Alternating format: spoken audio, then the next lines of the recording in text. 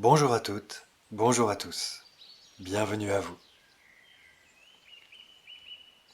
De la même façon que j'ai pu proposer un soutien énergétique à distance dans une autre vidéo, je tenais également à apporter ma contribution dans celle-ci, cette fois afin de permettre, à qui en ressentira le besoin et l'envie, la réalisation de passages d'âme à distance.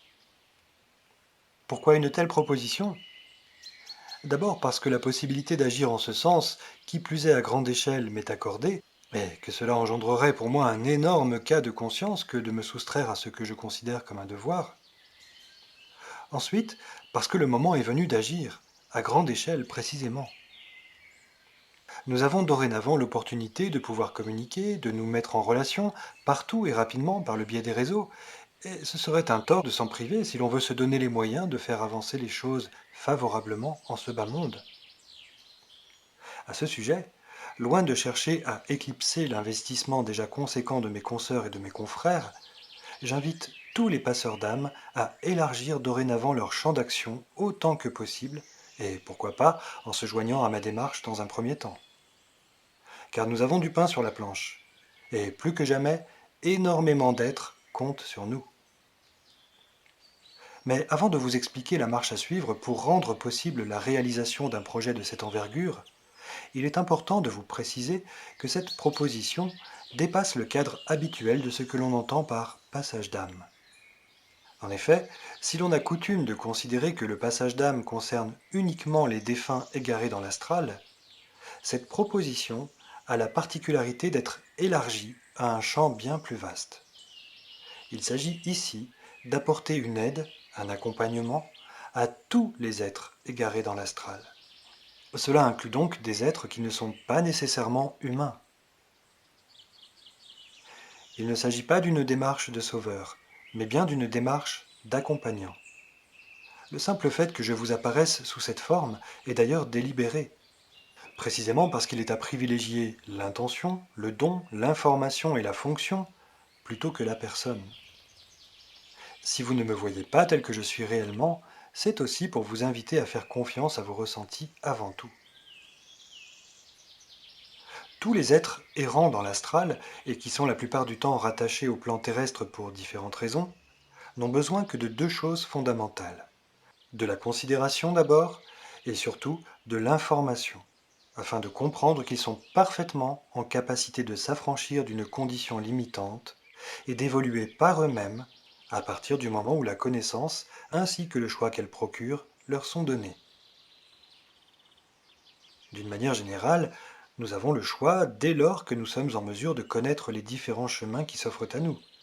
Mais sans cela, nous pouvons tourner en rond et parfois longtemps, même dans ce que beaucoup appellent hâtivement la lumière.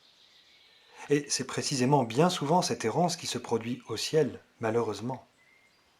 Et parce qu'ils sont ainsi plongés dans la confusion et coincés dans un entre-deux regrettable, des êtres tourmentés que nous pouvons parfois ressentir et considérer à tort comme négatifs, voire hostiles ou malveillants, viennent d'abord nous communiquer leur mal-être. Parce que bien souvent, ils n'ont même pas idée que la porte de leur prison leur est grande ouverte. Faute d'information et de discernement, et donc de conscience suffisante, la liberté demeure inaccessible. C'est donc la transmission d'une information éclairée qui permet à tout être égaré dans l'astral d'en finir avec l'errance et la souffrance, en retrouvant sa vérité et son autonomie. C'est ce qui va lui permettre de cheminer librement là où il le doit, dans une dimension d'unité s'il le souhaite. Qu'il soit humain ou non donc. Et il ne s'agira en aucun cas de se débarrasser de quiconque, mais bien d'apporter une aide, même à un démon par exemple, puisqu'il n'échappe pas non plus à cette errance astrale. Je rappelle qu'un démon est un ange, avant tout. Et le but dans tout ça, c'est que cette aide libère finalement tout le monde, dans le ciel comme sur la terre, puisque les deux fonctionnent en miroir. Je vous propose donc ici de participer activement à cette grande et belle libération. Si vous êtes déjà en capacité de ressentir des présences, c'est un atout majeur. Si vous ne savez pas comment faire pour leur venir en aide, ou si vous savez envoyer dans la lumière, mais finalement sans vraiment connaître réellement la destination espérée, vous pouvez néanmoins agir efficacement. Ma proposition consiste à créer une mise en réseau et votre rôle, si vous le souhaitez, consistera à établir un lien, une connexion entre la ou les présences ressenties quelles qu'elles soient et moi-même. Pour pouvoir aiguiller une présence à bon port, vous avez besoin de deux choses. Votre simple intention d'une part, un point de connexion de l'autre. L'intention consiste à transmettre une information télépathiquement, puisque cela fonctionne ainsi dans l'au-delà, et que vous êtes entendu à coup sûr. Mais vous pouvez tout aussi bien l'exprimer verbalement si vous le préférez. En l'occurrence, il s'agira d'indiquer à cette présence le point de contact visuel qui me définit, pour qu'elle me retrouve où que je sois, et ce, à la vitesse de la pensée. Ce point de contact est celui représenté par la photo qui s'affiche à l'écran. Si vous êtes non-voyant, le timbre de ma voix qui représente ma signature énergétique pourra amplement suffire. J'ai fait le choix d'utiliser le cristal que vous voyez dans ma main pour une raison bien précise. Son utilité n'est pas de me permettre de réaliser un passage d'âme en soi, mais d'accueillir les âmes errantes seulement au moment précis où je choisis de le prendre dans ma main. C'est ce que l'on appelle une convention, et elle me permet de ne pas être sollicité en permanence. À vrai dire, je n'ai pas attendu de réaliser cette vidéo pour mettre en pratique cette manière de procéder. À partir du moment où il ne faisait aucun doute qu'elle serait mise en ligne un jour, et puisque le temps est très relatif dans l'au-delà, cela fait déjà de nombreux mois avant même la diffusion de cette proposition que je réalise des passages de la sorte.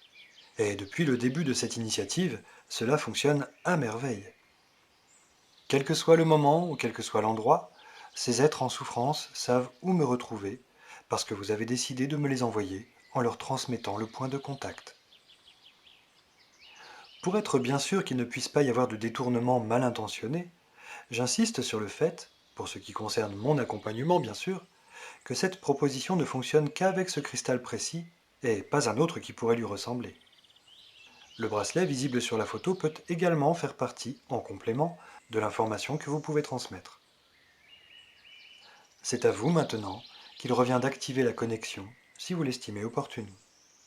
Cela ne veut pas dire que ce processus opérera dans tous les cas, car parfois, pour des raisons bien précises, une âme errante peut ne pas être prête à migrer, parce qu'aussi sa présence en l'état peut avoir une fonction particulière un temps donné. Cela se respecte.